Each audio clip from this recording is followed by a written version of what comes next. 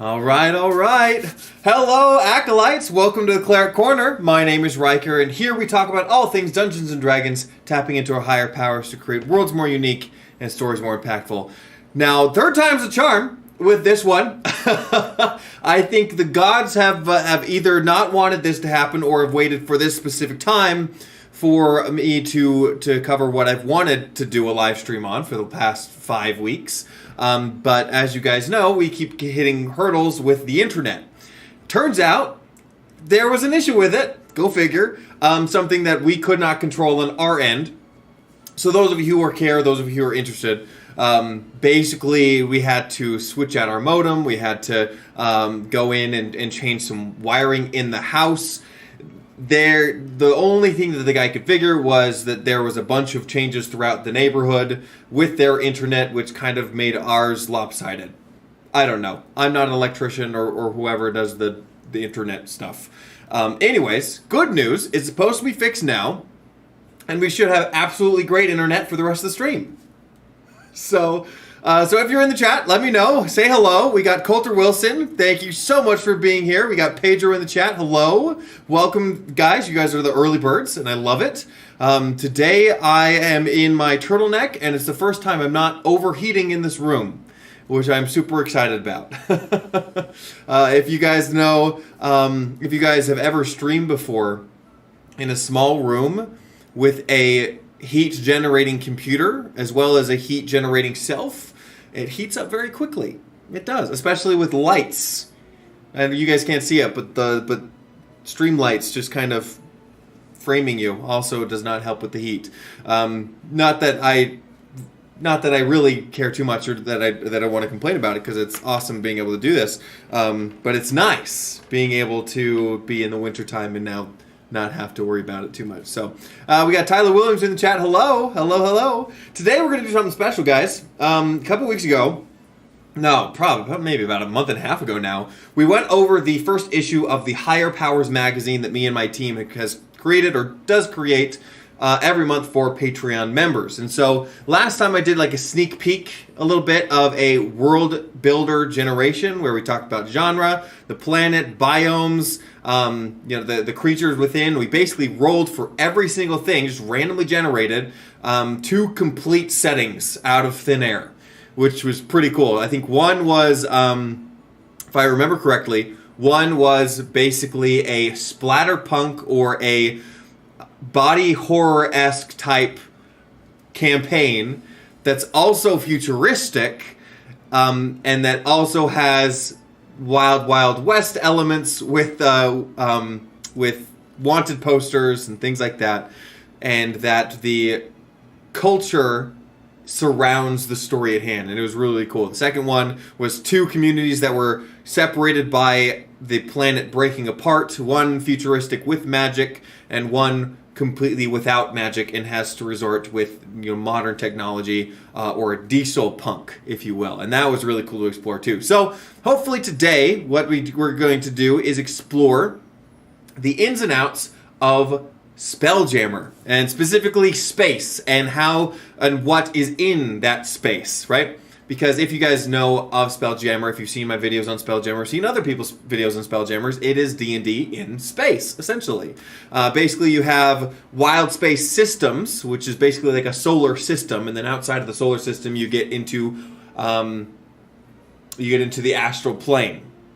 Which at that point you're free to go. There's a lot of other things in there, and you can eat. You don't have to eat. You don't have to sleep. You don't have to age. Where you don't have to age. I think you don't age. You don't really have a choice for it. But anyways, within that realm of the wild space, within that space system, that's where we're going to. What's what we're going to do today. Because unfortunately, there is little to no rules about creating a wild space system in the Spelljammer book. So me and my team were like, all right, well, let's just make a random table to help people do some crazy things and kind of get their mindset around the creativity around wild space, and then that'll help them in their game. So that's what we're going to do today. If you do have questions, again, we're going to try to keep on topic today, but if you do have questions, again, big questions in all caps, and then your questions so I can pick it out of the out of the chat, or you can send me a super chat, which obviously donations always help this channel promote this the content that I do, and help continue to make content like this and like my other videos for you guys. So thank you so much. Speaking of my Patreon, before we get started, here I'm burying the lead a little bit, but always got to give a big thanks to our Patreon members. We have Scott Burns, our cleric, our acolytes, Kaleidoscope and Weaver Atropos, and then our disciples. Christian Roberts, Ryan Ramirez, Christopher Byram, Melkadil, Oren Hammerquist, 95 miles per hour, Tonberry, Matt Clark, Xe, I Eat Civil Servants, and Peter N. Thank you guys so much for your support. You really have no idea how much I am grateful for you every day, and the blessing that this channel is to me in my life. So thank you. With that, Tyler, I see your comment. That's a nice sweater. Thank you so much. It's another thing that I love about winter is that I can actually wear sweaters, turtlenecks, and long sleeves, which I love. I hate t-shirts. That's a weird quirk about me that you guys really didn't need to know, but there you go. Pedro Longoria, question, nice. Do you include random events that can occur when traveling via Spelljammer? Like a random space pirate attack or accidentally ramming into space whale pods? Yeah, all the time. And we might actually get into that today. But just talking about traveling in general.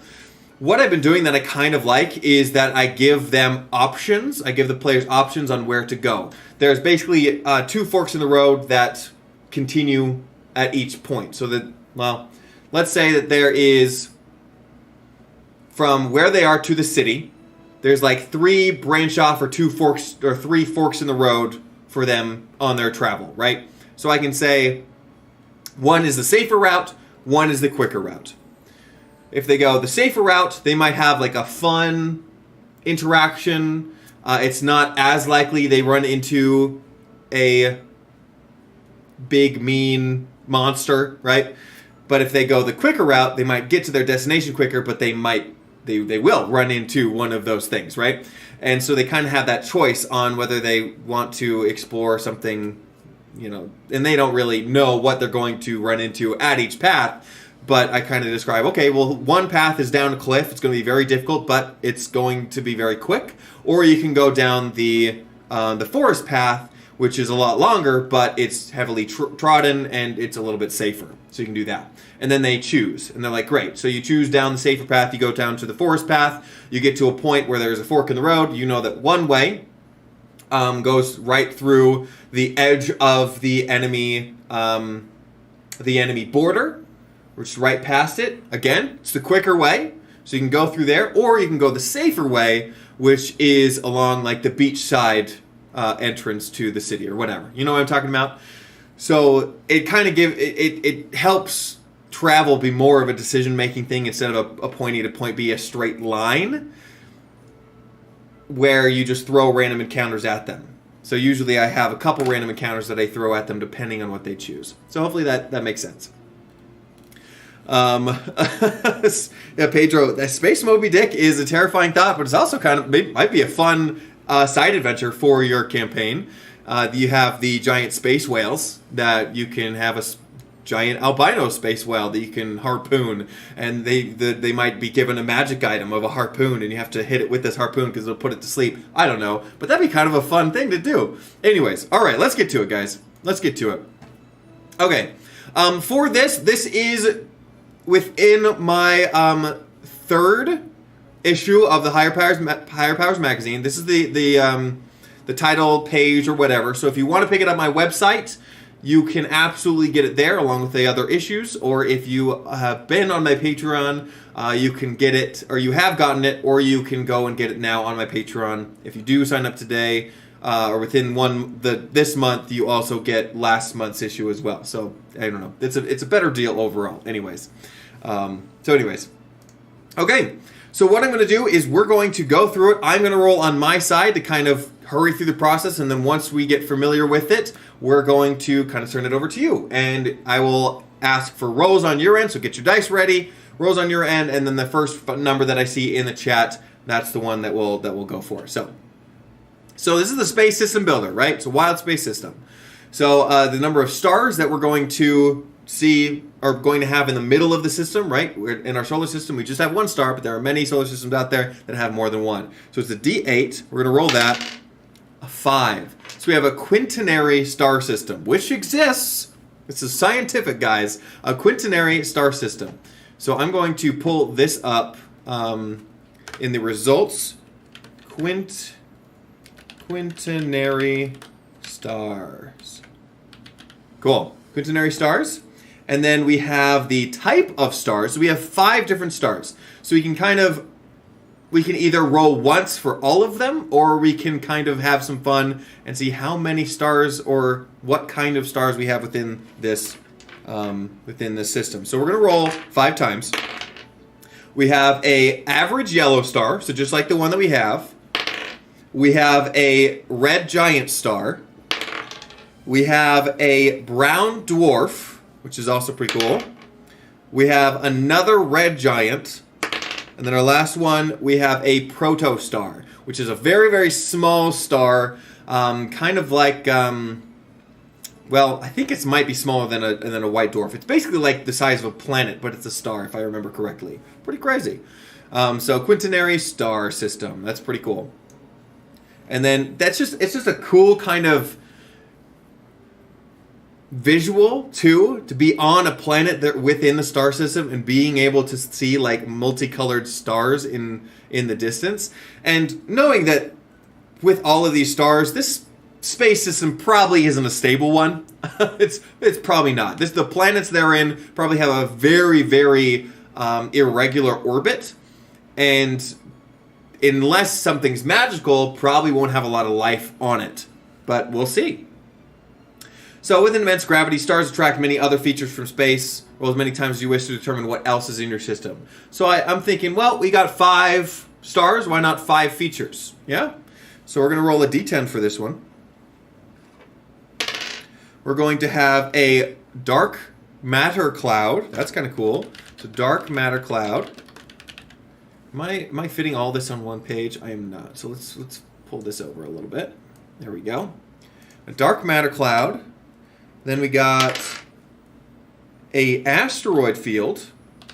So we do have an asteroid field. Again, that'd be kind of really fun because of the gravity therein. It's not a circular asteroid field like we have in ours. It might be in patches, or it might have a very irregular orbit where it can come up on the players in surprise, right? And then we got another 2. So we got a rogue planet. That's cool. So a rogue planet, for those of you who don't know, it is a planet that is not in orbit. It is a planet that is not orbiting, that is either broken from its orbit or broken from another orbit and arrived here. So this is really cool because this could be from another wild space system, or this thing could just be leaving, right? And also kind of a cool adventure as well, to figure out how you can stop this rogue planet who had people on it, who have life on it, from leaving the wild space system. Perhaps you need to figure something out to harness it and to pull it back into place, which would be kind of really cool. Because again, it makes sense with the gravity being flung out this planet. All right, that's 3. So we go 5. We have a radiation pocket. So this could be like solar, like it's not so like solar winds where it's outward. It's a radiation pocket, where this could really be anything. But I imagine it to be like almost a gaseous space of radiation. So there are also phlogiston pockets as well. If you're familiar with old rules for Spelljammer, that's like basically a flammable gas. So we're gonna see if we get that one. Nope, we don't. We get a color pool. Ooh, this is cool. This is cool. So a color pool is, I'm not able to, because of what Wizards of the Coast and their licensing, I can't put all of the planes on here, but color pools are portals to other planes. So it's really cool that we have a color pool, and I'm not going to decide what that color pool is yet, or what that window goes to yet, what plane it goes, because we might run into that later, which would be kind of cool. So Pedro says, question, have you ever had to deal with players that have had a penchant for causing chaos and like the idea of detonating a sun, all because they want to be like the character Lobo from DC Comics? You know, yes and no. I've had very chaotic players. Usually in session 0, I do state that there is a place for it's what my character would do, and a place for maybe you just shouldn't make that character that would do that, right? So if it's something that they want to do, I think that should be covered in session 0 when they make their character. It's like, hey, I want to be like Lobo, and I want to be able to destroy a sun. Like, that's a goal of mine. And I'm like, fantastic. We're going to write that in. We're going to make an adventure where maybe in order to save this rogue planet, you have to destroy one of the suns that's pulling the gravity out, their gravity pulling them out of the spell jamming system, right? So that could be a whole side quest, right? And so, yes, I've dealt with chaotic players, but it's learning how to deal with them in a good way, because I wouldn't say a character that comes to me with that quest is necessarily a chaotic character. A chaotic character, which I assume that you might be talking about, is one that just does that anyways. And at that point, you might just have a conversation with them and said, hey, you know, even at the table, or if you have to in the moment or afterwards, and saying like, hey, that's not great. You know, this is a lot of consequences and it'll hurt a lot of other players and it won't make it fun for them if it does. If not, if they just want to blow up a sun, have the consequences ready, right? Perhaps a whole armada who has this system as their own home is mad at this player for blowing up their sun. So they go after them, right? And it's again, consequences. So there's a lot of things that you can do to kind of either fix a system before it starts or handle it when it does. Coulter Wilson question. I'm going to get off of this real quick since we have questions. Coulter Wilson question. What are some ways ghost ships could work in Spelljammer? Ooh, excuse me. Not familiar with the setting, though I think it would be cool to roll up on a ship graveyard. Well, yeah. I mean, it would absolutely work. The thing you have to keep in mind with Spelljammer is gravity planes. So usually a gravity plane is where the boat, or it's basically where the gravity is held on the boat. So if it's an upright ship, the gravity plane is kind of towards the bottom, where if you stand on top of the boat, the gravity is down, and if you stand on the bottom of the boat, the gravity is up. So you can basically walk around the ship if you really wanted to. There's a little finagling there, but I won't go into that.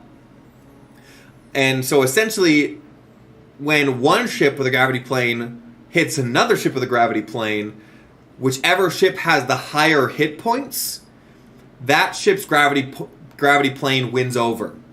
So essentially, if you have one boat going this way and then one boat going sideways, if this one has the higher hit points, then this boat's gravity plane shifts like this. So one's like this, it shifts, boom, like that. But the ship's still sideways, which means all the inhabitants who are on this side either fall this way or fall this way, which is pretty cool. So, assuming it's a ghost graveyard or a ghost ship graveyard or a ship that has a lot fewer hit points because it's basically dead, if a ship gets close enough, the only thing you'll have to worry about is any contents or anything on that ship might go flying if it makes contact. So, but it can absolutely work in Spelljammer in the sense that it's like any other ship or ghost ship on the water, where you can kind of go up to it, explore it, jump over to it. If you're in the astral plane, you don't need to breathe, so you literally can just hop off the ship and float over. Moving in the astral plane is a number of feet equals to 5 times your intelligence modifier.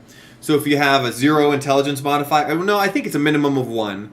So even if you have a barbarian with no intelligence modifier, they can slowly make their way over there at 5 feet around, which is kind of funny. But however, if it is in wild space, meaning in a space system, you cannot leave your ship with the air bubble.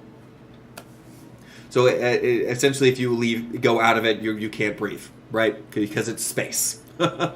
And so what you would have to do then is basically what they have is miniature ships or life rafts that kind of ride the gravity plane out to a certain number of feet outside of the air bubble. You would just need to get close enough to do that. So, and then there are also magic items, and there are spells, and there are creatures that allow you to breathe in space. So there is really a lot of they covered everything.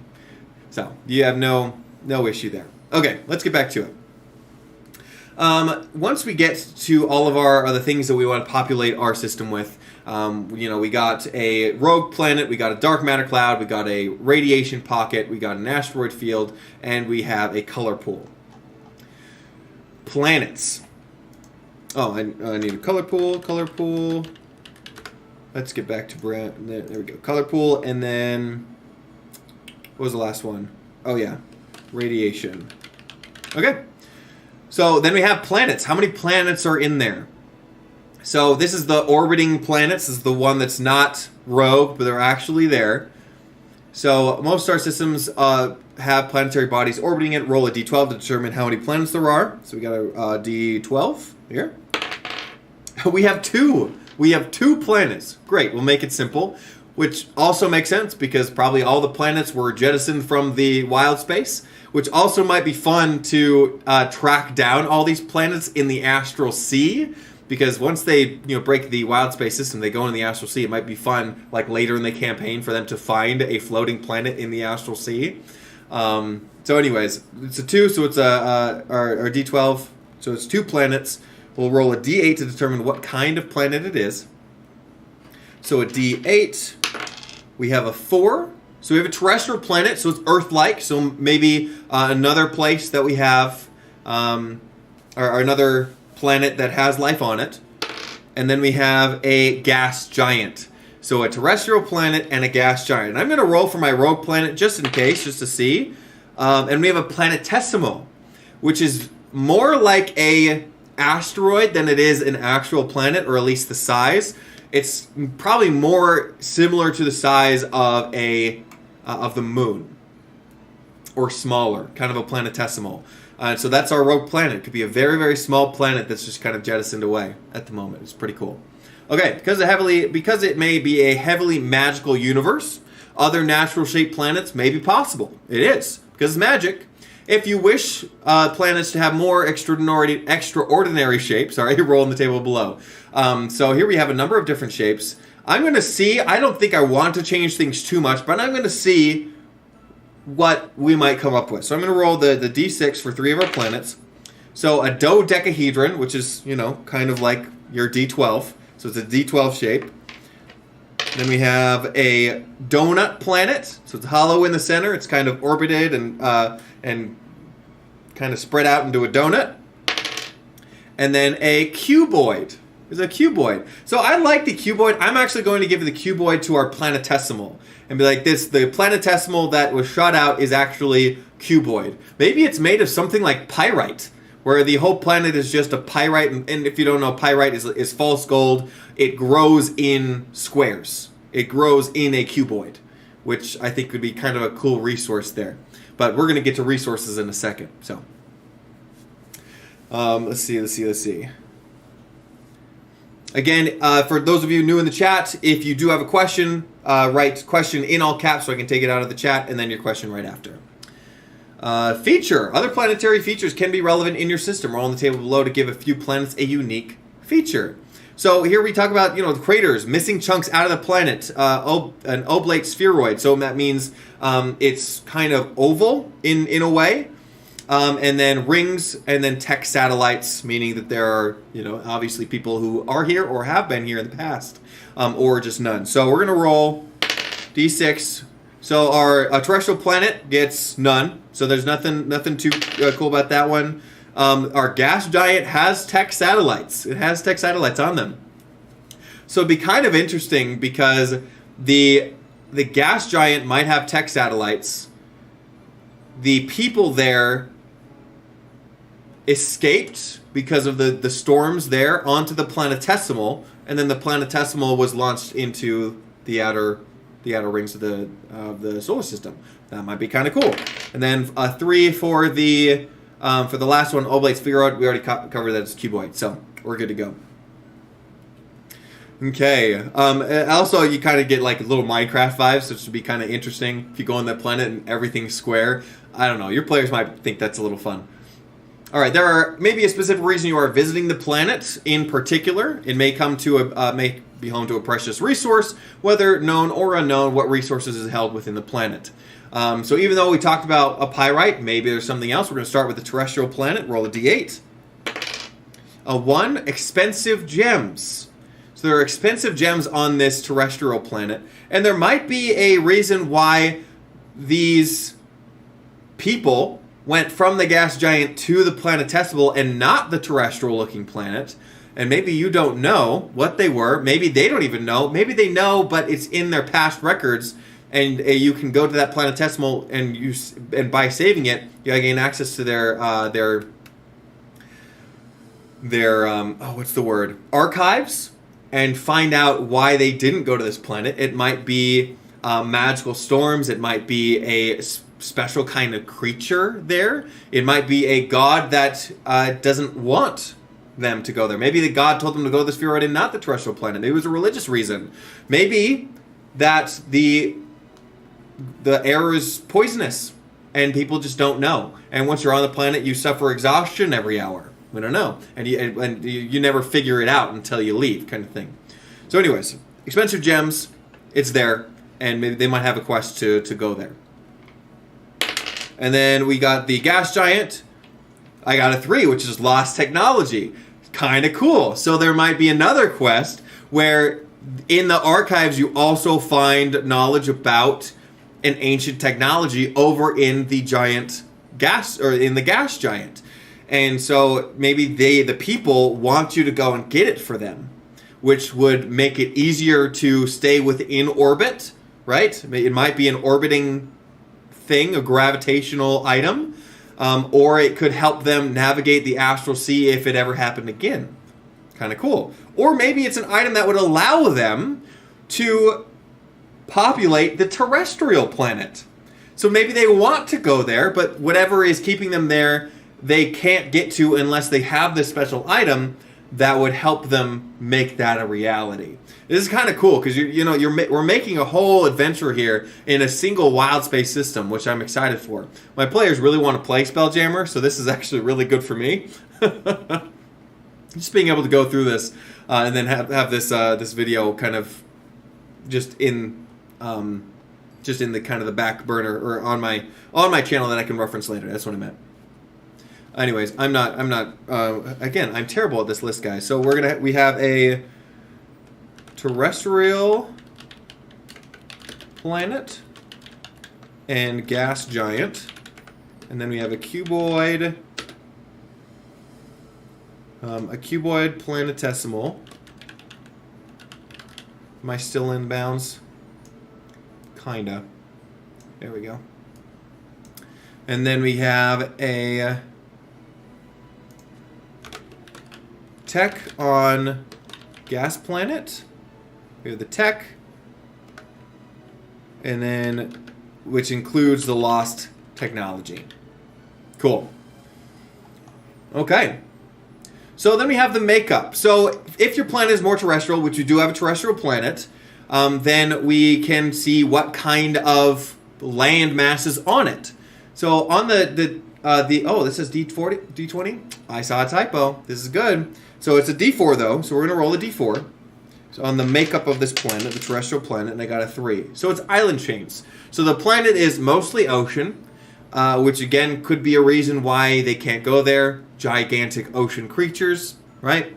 Or there wasn't just enough land there to settle on. Maybe the item or lost technology that they accidentally left, and that we need to go and get on the gas giant is a terraforming item.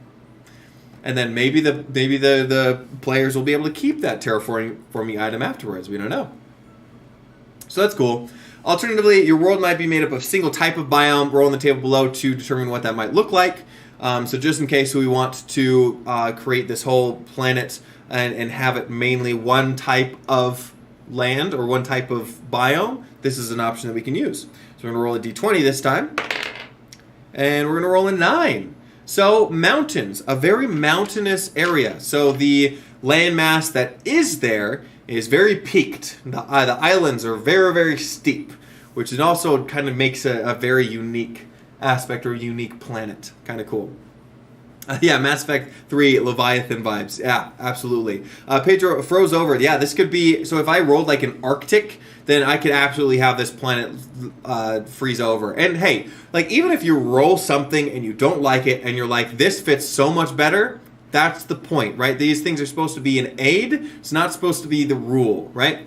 So if I wanted to say like, hey, I wanted to be an Arctic and we need that item to cool or to warm the planet up in order for them to be on it, great. That's awesome, right? Okay. Then we have to bring more alien uniqueness to a planetary system. Perhaps water, plants, atmosphere, or even the suns have different colors. Create a more eccentric system by rolling on the table below whenever necessary. So this is just again another reference, a reference chart. And so what we're gonna do is just roll a couple times. So I'm thinking like, hey, what color is our gas giant? I don't know. What color is our terrestrial system? Right? If we wanted to change that up, if you were on the last live stream with the going over the last roll tables that we went over, this was a huge thing as well. So we're gonna roll a d12 and see our gas giant is 11. It's a brown gas giant, Who knows why it's brown? Maybe it's this machine or this lost tech that's making it brown. For a terrestrial planet, also brown. We're going to reroll because we just did that one. 9. White.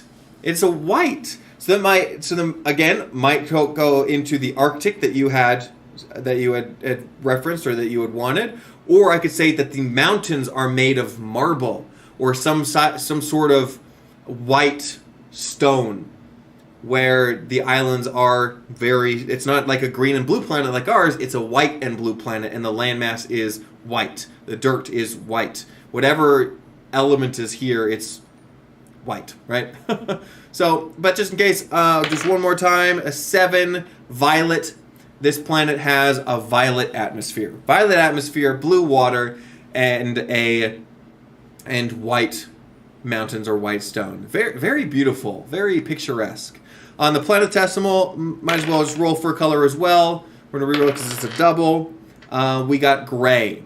Makes sense for a planetesimal. Might not be a lot of atmosphere there. Cool. So now we move on to the next one. Coulter Wilson? Yes. Yes, salt. Perfect. The whole place is made of salt. Also really cool. Again, could be something that maybe that with all of this salt, the people here can't drink it. Maybe they need fresh water, and this item is a water purifier. Also, a simple way you can do that as well. So different planets might have variations in gravity depending on size, density, and other influences. Of course, magical as well. Roll on the table below to determine the gravity and the associated effect. So, gas giant, roll a d4. It's a 4, so low gravity. Creature's jump distance is doubled, having disadvantage on dexterity-based skill checks and saving throws, and having advantage on strength-based skill checks and saving throws. Then our terrestrial planet, the 2, regular, no change. Planetesimal, regular, no change. I'm happy with that. Okay, each of the planets may have satellites orbiting them in the form of moons. So this is your moons that we now get into. And again, you can get as complicated as you want. You can go as easy as you want. We'll see if we can put any moons for our planets here. Each of your planets may have also have satellites orbiting them to determine the number of moons a planet has. Roll a d4 for smaller planets and a d20 for larger planets like our gas giant. So d20 for a gas giant, 5 moons. They have 5 moons, and then for our small terrestrial planet, we have 1 moon, like ours. So the moons, I'm just gonna roll once for each, just so that we make sure that we have time. So we have a 2. So basically rocky spheres, just a bunch of rocky spheres around our gas giant planet, and then an atmospheric moon around the terrestrial planet. So looking at that, I'm like, okay, if it's atmospheric, that means maybe that's another place that they could settle on this moon of this terrestrial planet. So either there's a reason why they don't settle on that moon either, or it could be like, you know what, I don't like that. I'm not going to make it atmospheric because what I'm kind of going for at the moment doesn't really fit. So I'm just going to make it, number 1, small and misshapen. Cool. Life. Now, we've kind of talked about life already, but just in case that, you want something or you haven't gotten to that point yet, you want to see if your planets do have life, or maybe the gas giant does still have life on it, we can roll for it. So let's roll a d4. So for our gas giants, we rolled a 2. Yes. So a life from another planet has colonized it. Maybe that's the reason they left that planet and they had to leave in such a hurry, is because something else or some other civilization colonized it. And then the terrestrial planet, we got a 1. So yes, life originates from this planet. Again, that could be the reason why they can't go to that one, is because someone already lives there. So maybe you go to that planet as a peace offering, or as a political, what's the word? A political intermediary, I think that's the word, where you basically convince them to allow the planetesimal civilization to be able to live there.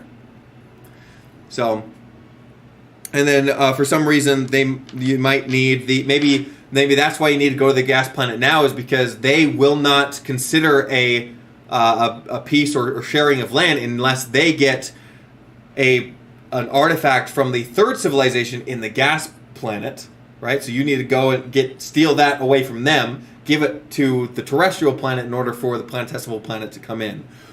This is a whole campaign, guys. This is a whole campaign. And again, it doesn't need to be people. I think Pedro hit it on the head. Gas giant inhabited by sentient fog clouds that take vaguely humanoid shapes. Exactly. This place doesn't need to be sentient life forms. I'm trying to think of a reference. There's a movie out there. Which one am I thinking of? Okay, if you guys realize it, or if you guys know that what I'm referencing, there's a sci-fi movie out there of alien race coming and basically coming on this planet, and it's the one with Chris Pratt. And they have to go into the future to fight the enemy alien, but the enemy alien isn't smart. They're not smart. They're not intelligent. But they're still here because it's their survival tactic, or whatever they do, or whatever the reason is. They're here, and you still have to fight them. So it could be, yes, it originates from another planet. Something else could have put it there, or it could have just come over instinctually, or it was an intelligent life form that came over on ships. All good things. Hey, Scott Burns in the chat. Good day, mate. Emil Diaz, hello. Welcome to the chat. Again, if you have questions, put question in all caps, and then your question, so I can pick it out of chat. But we are right in the middle of randomly rolling for Spelljamming wildspace system, and we got some pretty cool stuff. So we have, let's see if I forgot to. I did forget a few things. I keep getting ahead of myself, guys. You guys got to remind me to write some things in the results. Okay, so our planet, it has island chains. Or our terrestrial planet have island chains, and it's made up of white mountains, and then the gas has low gravity, life forms there as well, and then we got 5 moons for gas, and then 1 moon for terrestrial. Cool. So again, terrestrial. If we didn't figure out what we wanted to do with the life forms, if we wanted to know exactly who they were, what their temperament was, we can again roll here. So for the gas giant, 3 is cautious. So these sentient fog clouds might be really cautious. Pedro, thank you. The Tomorrow War. Gosh, dang it. Yes, the Tomorrow War. There might be other, like I think Star Space Troopers. I'm drawing a blank on that movie too, but I think that has kind of a similar vibe with non-intelligent space creatures. So we have cautious for the creatures whatever live on the gas planet. We have 2 indifferent on the terrestrial planet, which also makes sense, and then the planetesimal we get 1 peaceful.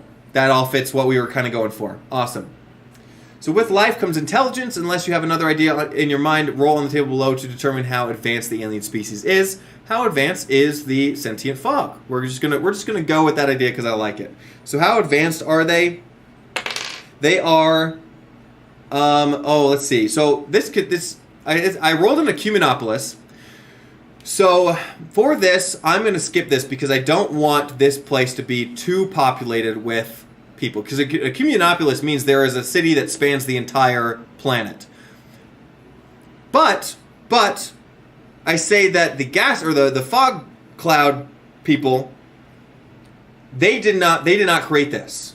This was the civilization on the planetesimal that left the civilization here that was an Ecumenopolis, a city that spans the entire planet. And it could have been air, or like an air civilization, like islands in the sky, essentially. Since it is a gas planet, it could be floating. And since they left, it could be subject to the wind and the weather, and discarded and broken in the sky, maybe. I'm doing a Skypunk video I'm editing today, which I'm excited for, so you get to look forward to that one in a few weeks. But let's roll for the terrestrial planet, see what kind of stuff we get there. We have 6, so we have type 1, so in reference to the Kardashev scale, harnessing the energy of the planet, means they're highly advanced. If you're not familiar with the Kardashev scale, it's basically how advanced we are as a civilization. We as on planet Earth, we are not quite type 1. We have not yet harnessed the full energy of the planet we live on. Type 2 is the energy of the nearby stars. So a Dyson sphere is a contraption around the entire sun or suns, harnessing all of the energy that it gives off. And then type 3, harnessing energy of multiple systems. They're multiple system civilization, and they harness multiple star systems. So that makes sense. And then let's say, just for kicks and giggles, what about the planetesimal? Industrial. 4, industrial. They made it to a point where they're not agricultural, but they are making industrial progress, and they are civilized. They're not quite the Ecumenopolis that they used to be, but that makes sense. Okay. So basically I think that's it. And then, so being in space, I think what is this again? Just a reminder. Being in space or on an alien planet can introduce elements and landscapes very unfamiliar to some creatures. Here are some tips to handling different types of planetary dangers if you wish to include them. Okay, so just in case our planets are in a specific way, it gives us kind of advice on this magazine to add these to our systems or add these to our planets. So again, if you're just coming in a last minute, we're going through the Higher Powers Issue 3 magazine, the magazine that I put out every month for my Patreon members and my team and I put together. This is the Star Space System Builder for your wild space systems if you are basically having that kind of campaign setting. You can also just do this as a thing in your regular campaign, and that's what they see when they turn the telescope to the sky. This is something that they can do, right? Okay. So I got a question in the chat. Question from Coulter Wilson. Is the fog hostile? Perhaps the fog people are just the memories of the previous inhabitants, of the planet that the fog consumed, acting as those people. That's a good question. That'd be cool. So maybe these were the people that were there, the part of civilization that wasn't able to escape. And we talked about how these fog cloud are the alien creatures that came here. Maybe they populate and take over gas planets, and once they eat it dry, they move on to another gas planet. Right? That could be something. Or they could be like the spirits of the dead people. And since it's a fog, and we talked about this item possibly being a terraformer, maybe the terraforming item, the terraforming magic item, went wrong. And that's what happened to the people here, is they were sucked up and turned into weather, right, in the form of fog cloud people. Basically, doing the spell. What was the spell? The spell that turns you into a gaseous form. I think it's wind walk, maybe wind walk or gaseous form. Either one works. But that could have happened, right? Turn them into atmospheric phenomenons, which is kind of cool. And they could be like a hive mind thing where each individual person is their own kind of weather phenomenon, or they all kind of group together and became one. And that could be something that you figure out with the archives on the planetesimal, or it could be something that you that's maybe hinted at, but you don't find out until you're actually there. I think that'd be really, really cool. Ooh, cool, guys. This is cool. Pedro says, make fans considered weapons of mass destruction on the fog planet, and the players are arrested for carrying weapons of mass warfare. That could absolutely be something that could happen.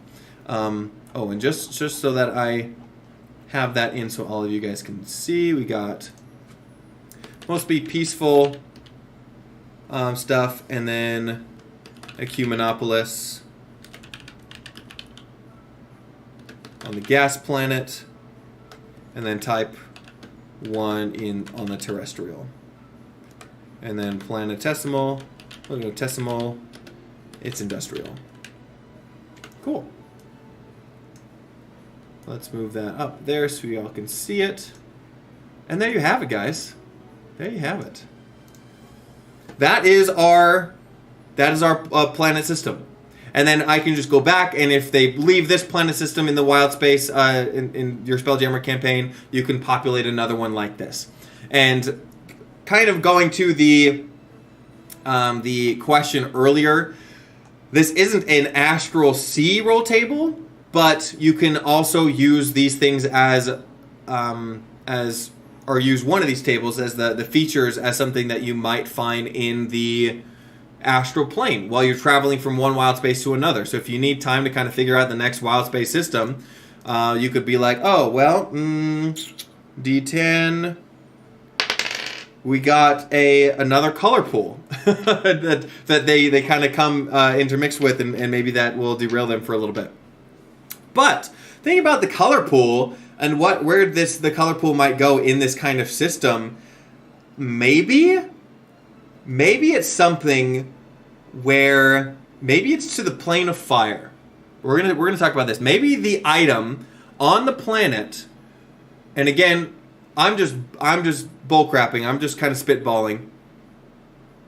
When you go to the archives, you find out what this item does. You connect it to the color pool. It's not a terraformer, but it's a key to the portal.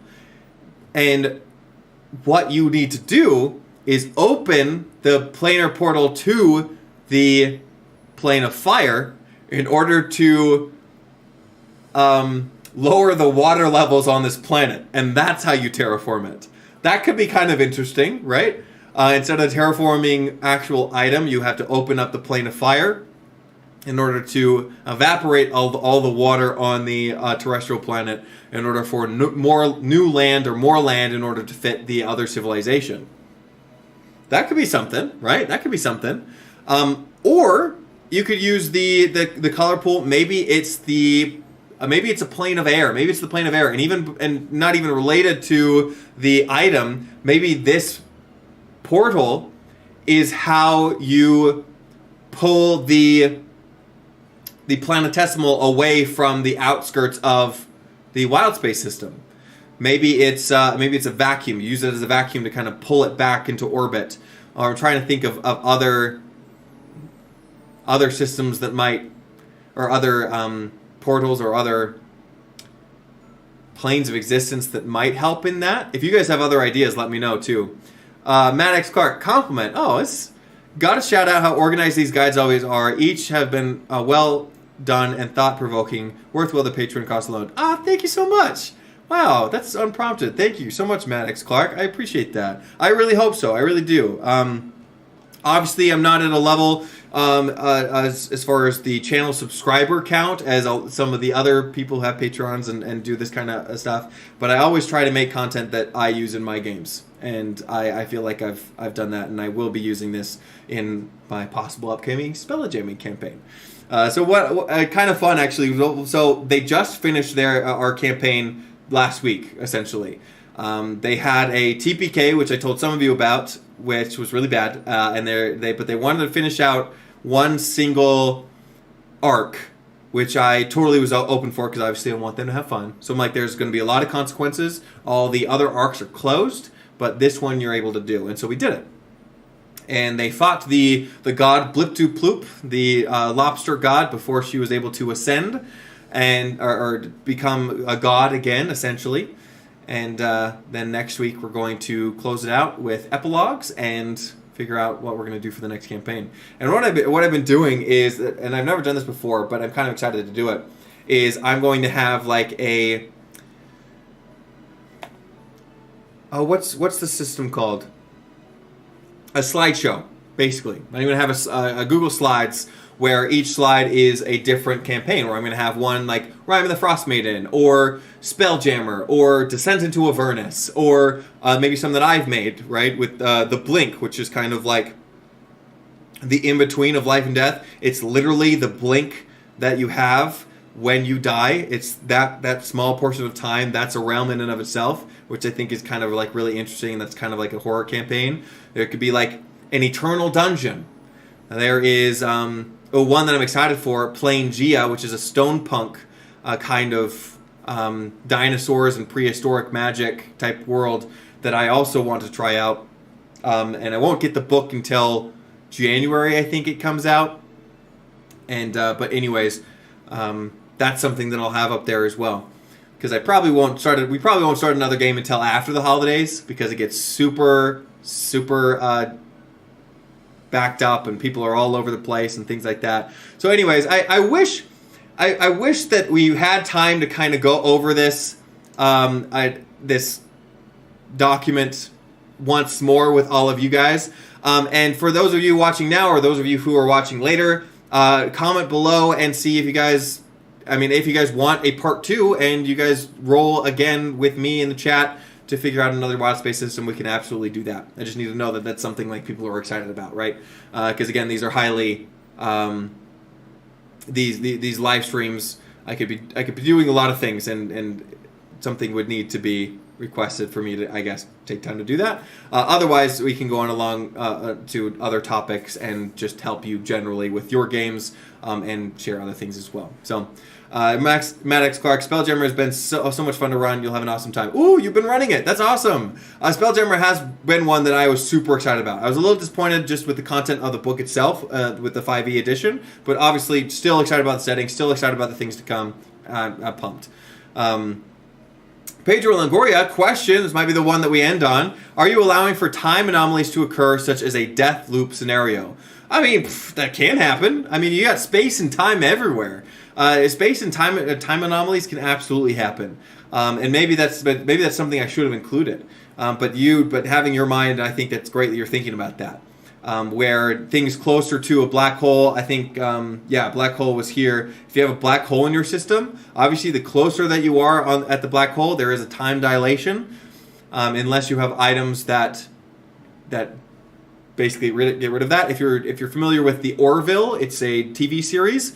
Basically, they have it's a sci-fi show, but they have a time dilator fixer. I don't know the term for it or the name that they had, but it's installed on every ship, where it basically evens out the time where they're at, so it's consistent with their Earth time or whatever it is, right? So maybe they have something like that on the ship, or maybe it's a magic item that's invented or whatever, right? But as far as allowing time anomalies to occur, you could have it randomly occur. It could be on planets, it could be in space, it could be wherever you want. But definitely in space-time, you're dealing with both time and gravity on a lot of different cases. So, but remember, things with bigger gravity, time goes faster. And then places with lower gravity, they don't. So, pretty cool. Yeah, also interstellar-ish. Phil Carney, yeah, Orville is good. Thank you. It's one of my favorite shows. It's such a good show. Such a good show. It's like just to brag about Orville for a second, not sponsored. But Orville, it's like Star Trek, but Star Trek it's more heroic. It's more aliens. It's more exploration of planets. Where the Orville is more an exploration of self. It's more exploring the stories of the people on the ship. And I just think that they do it really well, and it's a really cool, just really cool how they do it. So, anyways, again, if you want to pick up this this magazine, I'll show it again here for you guys. If you want to pick up this magazine, it is on my website now, or you can get this one and last month's Blood and Brains, all about zombies and undead and things like that, on my Patreon. But other than that, in the meantime, go out there and spread the good word of D&D and make the world a better place, both on and off the table. See you guys in the next one.